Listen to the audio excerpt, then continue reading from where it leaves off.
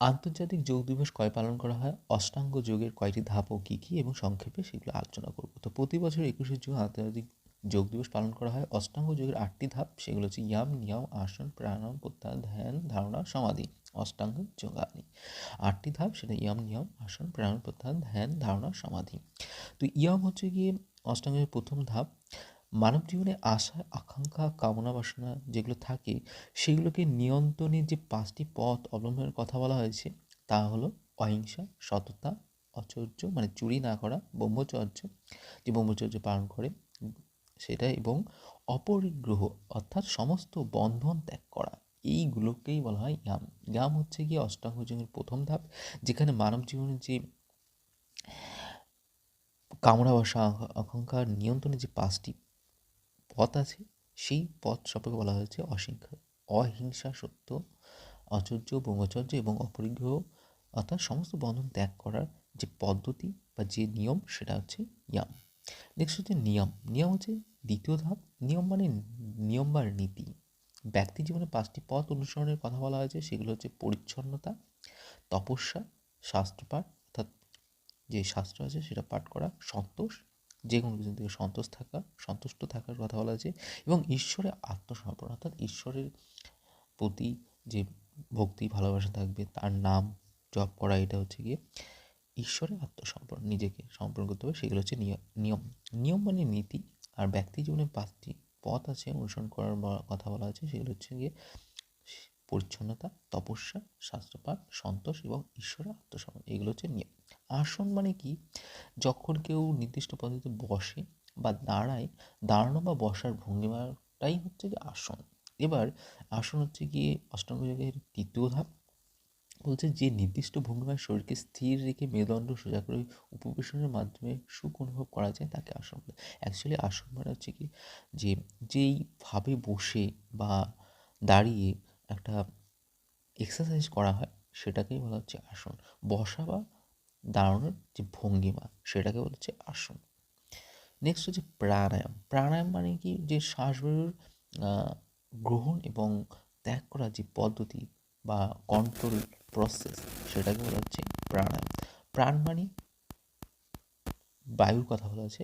প্রাণায়াম প্রাণায়াম মানে হচ্ছে গিয়ে শ্বাসবায়ু অর্থাৎ আমরা যেই অক্সিজেন গ্রহণ করে বেঁচে থাকি সেটাই হচ্ছে প্রাণায়াম। এবার হচ্ছে প্রাণায়ামের কতগুলো ভাগ আছে। বলছে নিয়ন্ত্রিত নিঃশ্বাস প্রশ্বাসের মাধ্যমে মনঃসংযোগের একটি পদ্ধতি হলো প্রাণায়াম। আমরা যখন অক্সিজেন গ্রহণ করছি বা কার্বন ডাইঅক্সাইড ছাড়ছি, তখন সেই শ্বাস নেওয়া এবং শ্বাস ত্যাগ করার ওর প্রতি একটা কনসেন্ট্রেশন বা মনোযোগ তৈরি করতে হবে, সেটাই হচ্ছে প্রাণায়াম। এটির 3টি ধাপ আছে: পূরক, কুম্ভক এবং রেচক। পূরক মানে হচ্ছে কি শ্বাসবায়ু গ্রহণ করা। পূরক থেকে পূরণ করা থেকে এসে পূরক, শ্বাসবায়ু গ্রহণ করা কোথা থেকে, যে এনভায়রনমেন্টাল থেকে অর্থাৎ পরিবেশ থেকে। কুম্ভক মানে সেটাকে শরীরের মধ্যে ধরে রাখা, হোল্ডিং। শ্বাসবায়ু যখন কিছু সেকেন্ড আমরা ধরে রাখি সেটা হচ্ছে কুম্ভক। এবং রেচক হচ্ছে শ্বাসবায়ু ধীরে ধীরে বাইরে ছেড়ে দেওয়া। এটার একটা প্র্যাকটিস করতে হয় প্রসেস, সেটা হচ্ছে প্রাণায়াম। এবার হচ্ছে কি, এর যে অনুপাত হবে পূরক, কুম্ভক এবং রেচক, সেটা হচ্ছে কি প্রথমে হচ্ছে কি 10 সেকেন্ড গ্রহণ করবে, 20 সেকেন্ড মানে 1:4:2 হবে এর অনুপাত। মানে 10 সেকেন্ড যদি গ্রহণ করা হয় বা 40 সেকেন্ড কী হবে, 40 সেকেন্ড সেটা হোল্ড করবে এবং 20 সেকেন্ড পর্যন্ত টাইম নেবে ধীরে ধীরে ছাড়ার জন্য।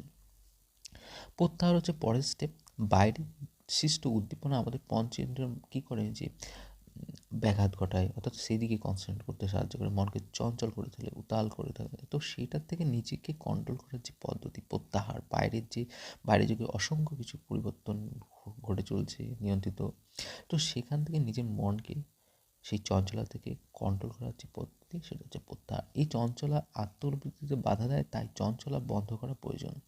তাই ইন্দ্রিয়ের নিয়ন্ত্রণ দ্বারা বাইরের জগৎ থেকে নিজেকে সরিয়ে রাখা আত্মপ্রযুক্তির জন্য তৈরি হওয়াকে প্রত্যাহার বলে। প্রত্যাহার মানে আমি সবসময় প্রত্যাহার করলাম, আমি কোনো কিছু অ্যাকসেপ্ট করলাম না। যেমন গান্ধী বলেছেন যে ভারত ছাড়ো আন্দোলন প্রত্যাহার করলাম, মানে আর তিনি ভারত ছাড়ো আন্দোলন যোগদান করেনি, ওটাকে শুরু করেননি। সেরকম প্রত্যাহার মানে আমি সেটাকে ত্যাগ করলাম। তো প্রত্যাহার হচ্ছে বাইরের জগতে যা ঘটছে, যেটা আমাকে মনকে চঞ্চল করে তুলছে, সেটাকে আমি ত্যাগ করব এবং নিজে আত্মবিশ্বাসের প্রতি এবং নিজের যে একটা ইচ্ছাশক্তি এবং নিজের যে কর্ম সেই দিকে আমি পুরো কনসেন্ট্রেট করবো, সেটা হচ্ছে কি প্রত্যাহার। নেক্সট যে স্টেপ রয়েছে সেটা হচ্ছে ধারণা। প্রত্যাহারের পরবর্তী ধাপ হলো ধারণা। মনকে একটি নির্দিষ্ট বিন্দু স্থিরভাবে ধরে রাখা অবস্থাকে ধারণা বলা হয়। ধারণা বলতে কি, আমি একটা মোমবাতি জ্বালালাম আর সেই দিকে আমি বারবার কনসেন্ট্রেট করে রইলাম, একটা নির্দিষ্ট ধারণা যে মোমবাতির প্রতি, এটা হতে পারে। বা যে কোনো বস্তুর প্রতি আমি একটা ধারণা করতে পারি, মনে মনে ভাবছি পাহাড়টা এরকম হতে পারে, তো মূর্তির সম্পর্কে একটা ধারণা হতে পারে। তো প্রত্যাহারের পরবর্তী স্টেপ হলো ধারণা। ধ্যান ধারণার পরবর্তী যে দীর্ঘায়িত হতে, মানে অনেকক্ষণ ধরে আমি যে কনসেন্ট্রেট করছি এটাকে ধ্যান বলা যেতে পারে। বা নির্দিষ্ট কোনো প্রতি, নির্দিষ্ট কোনো বস্তু বা নির্দিষ্ট কোনো মূর্তির প্রতি আমি কনসেন্ট্রেট করে নিজের মনকে স্থির রেখেছি, সেটাকে ধ্যান বলা যেতে পারে। এই অবস্থায় কোনো নির্দিষ্ট বিন্দুতে দীর্ঘ সময় ধরে মনোসংযোগ করাকে বোঝাচ্ছে ধ্যান। সমাধি হচ্ছে সবচেয়ে অষ্টাঙ্গ যোগের সবচেয়ে লাস্ট স্টেপ, যেখানে কি হয় যে নিজের দেহ বা এই বহির্জগৎ সম্পর্কে আমার কোনো ধারণা নেই, অর্থাৎ আমি অন্য একটা জগতে আবির্ভাব করেছি, সেটাকে বলা হচ্ছে সমাধি। এই অবস্থায় মানুষের নিজের যে সুখ স্বাচ্ছন্দ্য সমস্ত কিছু থেকে নিজেকে দূরে রাখে।